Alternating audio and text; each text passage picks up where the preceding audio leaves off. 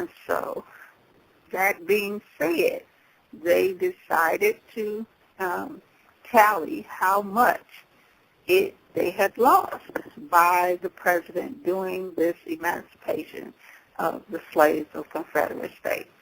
And so they basically told the newly formed United States that we are owed nearly $300 million. And so that was the agreed upon amount. What followed afterwards were not so much a lump sum, but subsidies.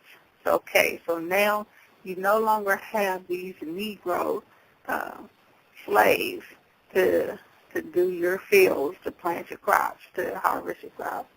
But what we will do as the newly formed United States is we will institute by act of Congress, remember House of Representatives, white folks in Congress, white folks in the Senate, they had to agree with this, vote on it, sign off on it, and then send it to the president who had to agree with it and sign off on it. And so they set up subsidies for white farmers, reparations for the loss of Negro slave labor, still subsidies that you see white farmers getting right now. Right now, they get subsidies for corn, for wheat, for cotton, for soybean, for all kinds of things. And that is their reparations payments that have been going on for 160 years.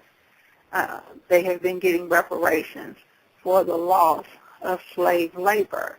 And so if you're consider yourself to be a citizen of the United States, then you as a taxpayer, Negro or not, have been paying those reparations to white farmers for a century and a half. And so, blacks are shocked when they find out that white farmers did have and still get reparations for the loss of Negro slaves. Every year, every 2 years, every 4 years, you have certain members of Congress that try to stop those reparations payments, and it is met with extreme hostility because whites feel that they are owed those reparations still because the freeing of Negro slaves in 1863 and ratified in 1865 has caused them damage throughout the years. Therefore, the damage is still being done of not having those Negro slaves. Therefore, the payments have to continue as long as the damage continues. And so blacks are shocked because that is the exact situation with black people. There is the damage from slavery has continued.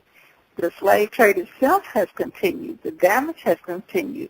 Therefore, not only should reparations have been paid to Negro people in 1863, 1865, but those payments should still be ongoing, because that damage was never, that damage continued through generations that have felt the effects of those 500 years of slave labor.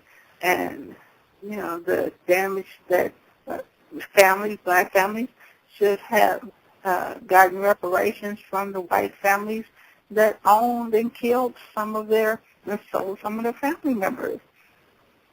And it doesn't matter whether great-great-grandfather on the white plantation died. The estate should still be paying those Negro slaves that were owned and killed and sold from that family.